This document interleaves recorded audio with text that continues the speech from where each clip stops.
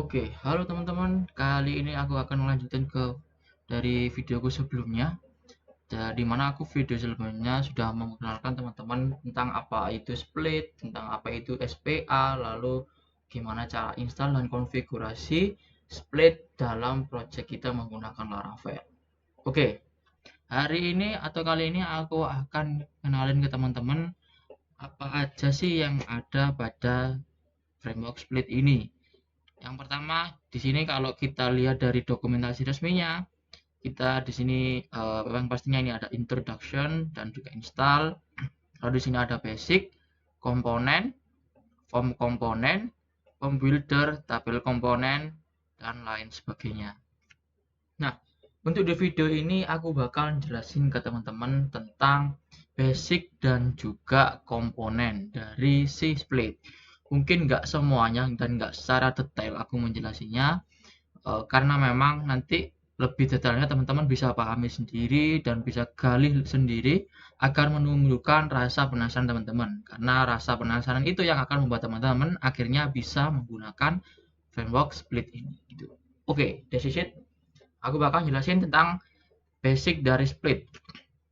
Yang pertama ada tentang navigation and routing. Nah, di sini kalau dilihat dari dokumentasinya, kita untuk penulisan routing itu ada beberapa aturan teman-teman. Di mana kalau kita mau menuliskan routing, entah itu routing get, routing post, delete dan lain sebagainya, itu disarankan berada di dalam middleware split ini. Nah, kalau kita coba lihat dari project kita yang udah diinstal kemarin, kita lihat. Nah, ini root middleware-nya itu di sini. Jadi teman-teman ketika membuat sebuah root baru, entah itu root get, root post, atau lain sebagainya, disarankan untuk di dalam middleware ini. Nah, apa jadinya kalau kita semisal membuatnya di luar middleware ini? Nah, akibatnya teman-teman, root tersebut tidak akan terdeteksi sebagai komponen split, atau mungkin nanti loadingnya nggak secepat menggunakan split seperti itu. Nah, bisa dilihat seperti ini contohnya, dan di sini bisa dilihat ada link. Nah, teman-teman sebelumnya di HTML yang sudah belajar HTML mengenal tombol dengan tag A atau anchor. Nah, di split ini kita ganti atau diganti ya sama splitnya menggunakan link. Penggunaannya sama, tinggal hanya diganti anchornya aja. Hurufnya tetap sama dan juga cara penulisan hurufnya juga sama seperti itu. Dan ini bisa dibaca-baca lagi ke bawah untuk penjelasan yang lebih detail. Selanjutnya ada progress bar, di mana progress bar ini yang membuat website teman-teman nggak ada loading atau refresh di browser teman-teman. Jadi cuman mengandalkan progress bar agar kita bisa tahu bahwa apa yang kita ketik atau yang kita request itu sedang berjalan di server. Kalau misal aku rubah lagi ya ke navigasi dan routing, kalian bisa lihat teman-teman ya, di bawah ini, di bawah navbar ini akan ada sebuah progress bar loading dari kiri ke kanan yang menandakan bahwa halaman tersebut akan di load. Nah, bisa dilihat tadi ya, sekilas ada progress itu. Nah, itu menandakan bahwa request dari teman-teman atau request dari user itu sudah diterima dan sedang di load di tampilan websitenya seperti itu. Nah, secara nggak langsung ini sebenarnya sudah diatur. Nah, atau you can enable it plugin option of the app.js file the progress bar. Oke, kalau kita lihat di sini itu di resource js app.js. Nah, ini progress barnya. Nah, Kalau ini true berarti ada progress barnya nanti buat teman-teman. Gitu. Nah, sedangkan ini cuman styling. Ketika teman-teman nanti bisa mengatur progress barnya ini warna apa, semisal nggak mau warna tadi kan warnanya abu-abu ya, bisa diganti merah, bisa ganti biru, pink dan lain segala macam. Dan di sini ada delay-nya. Ya, delay-nya ini ada pakai satuan millisecond. Jadi nggak pakai second, millisecond. Oke, selanjutnya ada toast.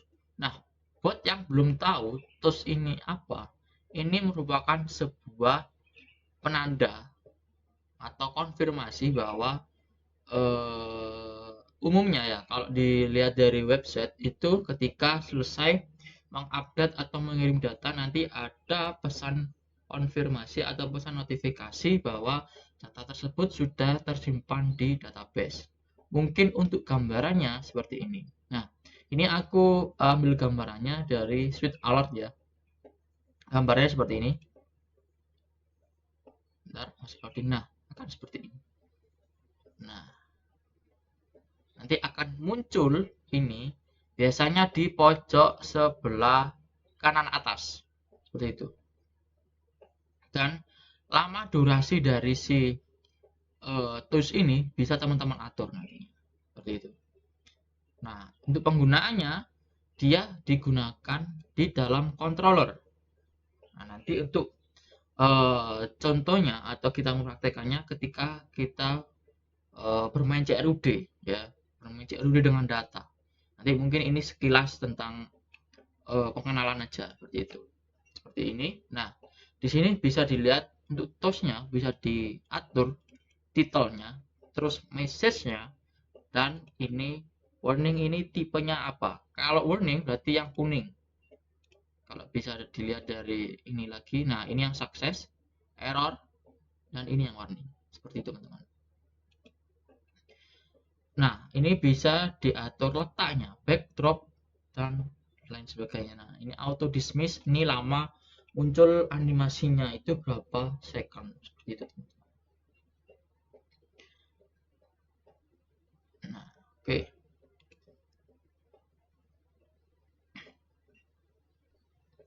Nah, ini share data. Ini ya apa ya? Share data yang dari teman-teman. Ya, ini. Sometimes you might want to share additional data from backend to front end. You can do by using share. Nah, jadi ketika teman-teman di backendnya sudah mengolah gitu ya, mengolah data, lalu ingin memasukkannya ke dalam menampilkannya ke dalam front end, nah teman-teman bisa menggunakan ini, bisa pakai share gitu. Nah, terus nanti bisa dipanggil pakai ini, VTEX. Nah, VTEX ini kan value dari teks di span ini. Nah, ini merupakan agak sedikit bahasa campuran dari foo. Nah, makanya teman-teman paling tidak belajar sedikit-sedikit tentang foo itu gimana, bahasanya bagaimana. Ini kan front end ya, foo ya, seperti itu. Lalu ada title dan meta text. Nah, sebelumnya aku pernah membandingkan dua website antara website yang pakai SPA dan yang tidak pakai SPA. Salah satu kegunaan SPA atau keunggulan SPA, kita bisa mengatur SEO-nya atau Search Engine Optimize-nya itu di dalam website kita. Nah, kalau biasanya teman-teman itu mengaturnya di tag meta, ya kan, yang di bawah heading, ya biasanya itu di mana ya? Sebentar, saya coba cari di sini ada nggak contohnya. Oh, nah biasanya di sini. Di sini ada meta tag, bla bla bla, SEO dan segala macam. Nah itu biasanya di sini SEO-nya berjalan di sini. Tapi enaknya pakai split, kita bisa mengaturnya sesuai dengan tampilan yang ditampilkan di layar monitor teman-teman. Jadi semisal kalau nampilnya itu tentang halaman delete atau tentang fitur peminjaman, nah di sini bisa diatur description-nya apa, keyword-nya apa, lalu titelnya bagaimana. Itu ngaturnya di controller. Nah, tapi somehow teman-teman juga bisa mengaturnya di blade atau di template-nya, ya kan? You might also use blade directive to set the value within a template. Nah, jadi teman-teman bisa mengatur SEO-nya di blade template teman-teman. Jadi kalau semisal saya atur di sini, sangat-sangat bisa. Caranya gimana ya? Tinggal masukin yang ini. Gitu teman-teman. Ini sama halnya kayak yang di control. Ada SEO title, description, dan keyword. Oke. Untuk selanjutnya bisa dibaca-baca sendiri. Nah, ini transforming ini jarang ya digunakan, khususnya untuk yang skala-skala project yang kecil ya. Ini jarang digunakan. Nah, terus aku skip ke lazy loading. Nah, lazy loading ini apa? Basicnya, lazy loading ini akan membantu website teman-teman untuk mengolah data, image atau file ya, itu agar tidak dimunculkan semuanya ketika preload ya, atau ketika ditampilkan ke monitor user. Nah, jadi nggak semuanya itu ditampilkan. Misal seperti ini, aku refresh di sini. Nah, di sini dia nggak akan munculin video yang ini kecuali ketika kita mengunjungi halaman ini. Paham nggak? Jadi kayak apa ya? Sebentar. Nah, di sini kan ada video ya. Nah, di sini kan ada video. Kalau kita menerapkan lazy loading, video yang ada di lazy loading ini yang di bawah tadi yang introduction atau pengenalan dari lazy loading atau penerapan lazy loading split itu nggak akan di load, dan itu akan sangat membantu server agar tidak terbebani banyak data request seperti itu. Jadi alhasil website teman-teman bisa cepat atau minimum untuk loading yang lama seperti itu. Nah, ini penerapannya seperti ini, bisa dibaca sendiri gitu. Nah, ini server side rendering. Nah, ini penggunaannya pakai ini ya, JS ya, import dan lain sebagainya. Nah, ini menurutku kurang sih. Kalau kita bicara skala project kecil itu ini sebenarnya nggak terlalu berguna, tapi kalau projectnya besar atau memiliki big data ini juga sangat berguna. Jadi server side rendering, jadi data-data tersebut gimana caranya nggak semua di load ya, berdasarkan request dari user aja yang mau dilihat yang mana, baru nanti si server akan merender seperti itu dan lain sebagainya. Ini kan kalau server rendering kan ini berarti berkenaan dengan tampilan berarti ya, bukan dari data. Ada lagi kalau data nanti server side apa lagi. Oke, aku lanjut ke komponen. Nah, ini ada konten dimana nanti di sini teman-teman bisa menampilkan sebuah konten atau mendeskripsikan bahwa ini tuh apa. Gitu. Sama halnya kayak teman-teman punya ini, kalau teman-teman tahu ada yang namanya, kalau di Laravel apa ya namanya, aku lupa, ntar aku cek dokumentasinya, anonymous kalau salah. Nah, anonymous komponen. Jadi teman-teman untuk meload sebuah komponen itu nggak semuanya harus dimasukkan ke dalam blade template atau maksudnya dalam satu halaman. Misal aku di welcome ini. Nah, div ini itu nggak harus ditampilin seperti ini, nggak harus diketik semua satu-satu di halaman welcome atau di file welcome.blade, tapi kita bisa mempartisinya atau ibaratnya itu membaginya agar dia tidak ditulis di sini, tapi kita bisa masukkan ke dalam komponen yang ini. Nah, nantinya ketika di load tinggal panggil nama komponen yang apa sesuai dengan penamaan komponen di sini teman-teman. Tuh. Jadi sebenarnya ini X input button. Nah, ini menandakan bahwa dia akan memanggil sebuah button ya di dalam ini folder input komponen seperti itu. Lanjut, sorry, data. Nah, data ini untuk teman-teman untuk menampilkan data, split data. Jadi, semisal teman-teman kalau yang dinamis ya, jadi dinamis. Setelah mendapat updatean atau dapat data itu sudah di log atau di post dalam database dan mau ditampilkan lagi ke user, nah teman-teman harus pakai split data ini. Jadi nanti bisa memunculkan apa yang akan teman-teman tampilkan dari data yang sudah tersimpan dari database. Gitu. Saya pakai split data ini. Ataupun teman-teman bisa pakai default ini. Nah, ini kan namanya parameter ya. Nah, parameternya sudah berisi sebuah value Laravel split.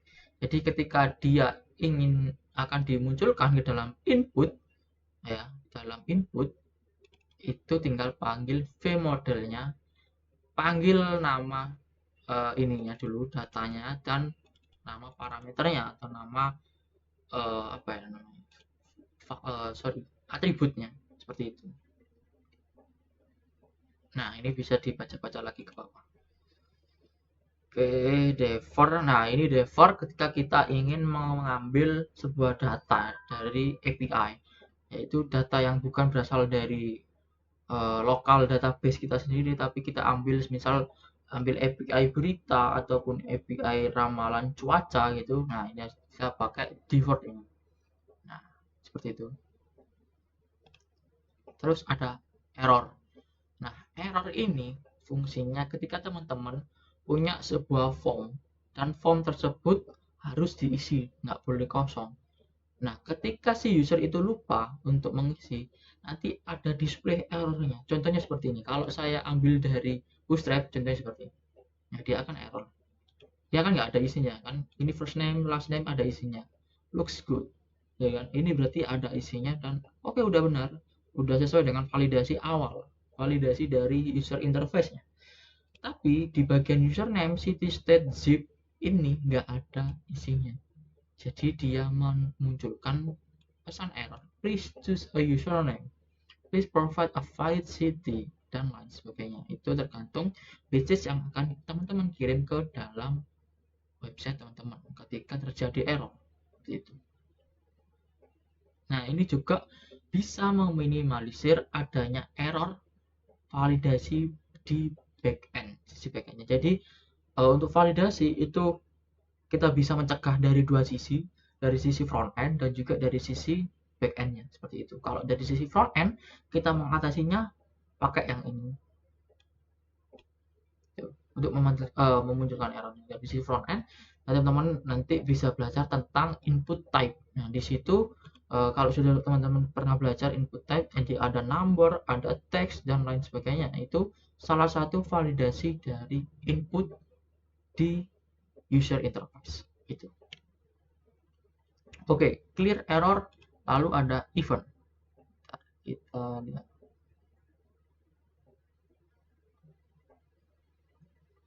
Nah, ini bisa dibaca sendiri ya, refresh on event dan ini ada juga redirect on event. Nah, ini apa ya? Sebuah metode teman-teman. Ketika ada sebuah tindakan yang teman-teman request, nanti akan memunculkan sesuatu. Oh, bagaimana nih? Misal aku mau ke halaman data mahasiswa. Nah, dia harus melewati misal, oh, kamu benar nggak mahasiswa dari IT Telkom? Kamu benar nggak mahasiswa dari ITS atau UNESA? Biasanya itu ada redirect on event ini. Ini tergantung sesuai kebutuhan teman-teman. Kalau kasusku tadi, studi kasusku yang aku bilang ini benar-benar mahasiswa dari kampus A, B, C dan lain sebagainya. Itu ketika untuk melindungi data biar tetap keep atau tetap terprivasi dengan baik seperti itu. Nah, lalu ada flash. Nah, flash ini sama halnya kayak di TOS.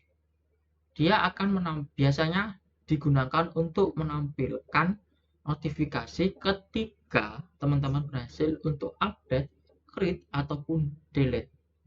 Nah, seperti ini contohnya. Kalau teman-teman berkunjung ke halaman Bootstrap ya, teman-teman bisa lihat di alert. Nah, biasanya itu website yang biasanya menggunakan Flash itu akan menampilkan seperti ini ketika berhasil melakukan sebuah tindakan gitu. Nah kan muncul seperti ini. Jadi gitu teman-teman, itu tadi tentang Flash. Dia muncul ketika ada trigger gitu aja ya.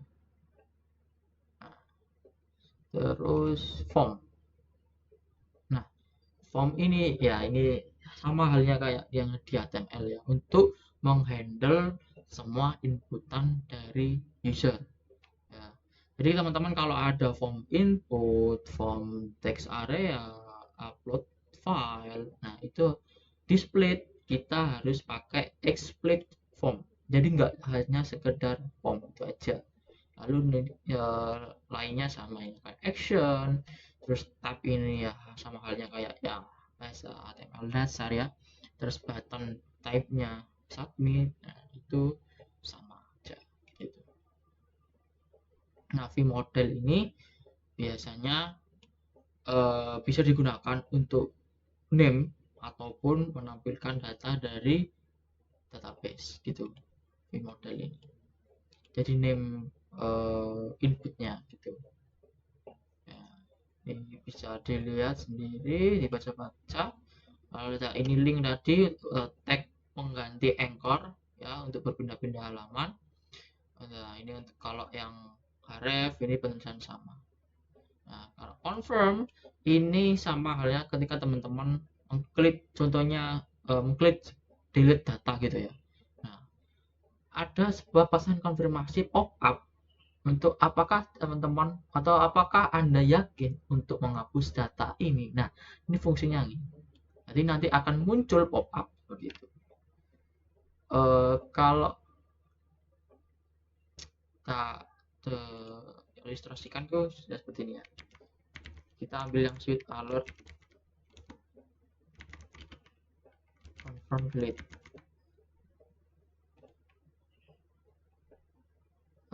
Mana ya? Enggak, cari di dokumentasi resminya.